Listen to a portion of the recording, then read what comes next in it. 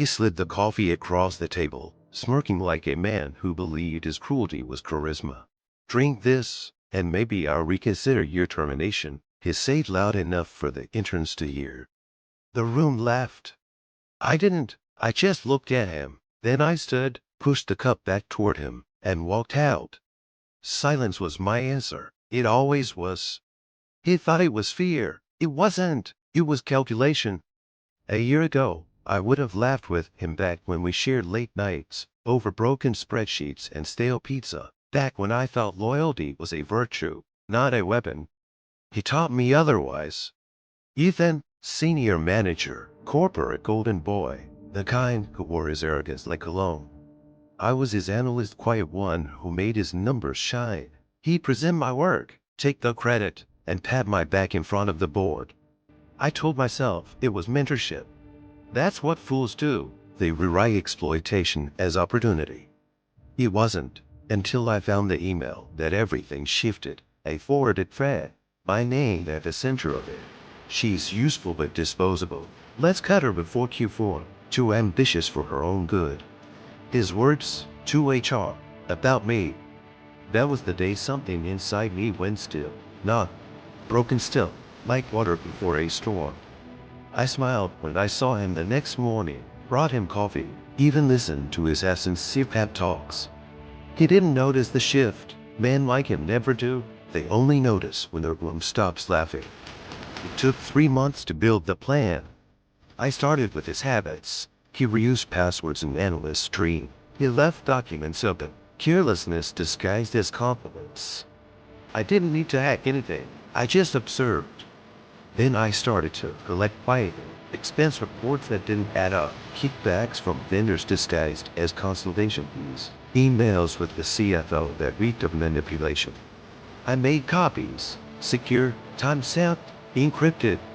Every piece of arrogance became a weapon in my hands. By the time HR called me in, he'd already submitted my termination for performance issues. I nodded to the rehearsed empathy, thanked them for the opportunity, and walked out.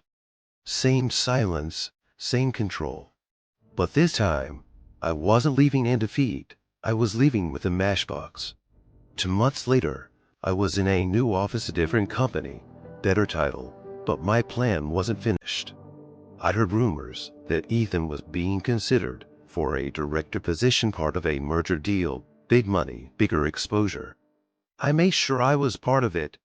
Freelance consultant, hired by the investors to audit compliance and performance structures. My name came through a referral loan he never saw coming.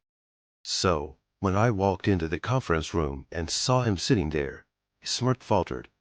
He blinked twice, like his mind was trying to compute a version of reality where I didn't stay beneath him. I sat across from him, calm, professional. The investor shook hands and introduced me as the lead consultant. His face went pale.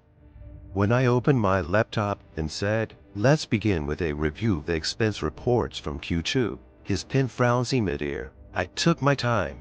Slide by slide, I laid out the numbers: projected growth, vendor patterns, consultation fees. Each click of the mouse felt like a countdown. He shifted in his chair. The investors leaned forward. No one spoke. When I reached the final page, I paused. Then I looked him in the eye and said, "These inconsistencies suggest deliberate misrepresentation of company funds. Would you like to clarify before I proceed?" His throat tightened, his voice cracked. He stammered something about context and miscommunication. I didn't interrupt. I didn't need to. The investors did that for me. Their faces said everything. Within minutes, his world started to collapse. By the end of the week, he was suspended pending investigation. 2 weeks, later dismissed. 3 months, later blacklisted. His name was whispered in hallways, not with respect, but with warning. And me. I signed a new contract, permanent executive, same building, different floor. They offered me his office. I declined. I preferred the one across the health one, with a clear view of the conference room where he used to laugh. Sometimes, I still think about that day in the break room. The way he looked so sure of his power. The way I walked, silent. He thought silence was surrender. He never understood. Silence is strategy. So when people ask how I got here, I just smile and say, I learned to drink nothing but patience. Then I open my laptop and begin again.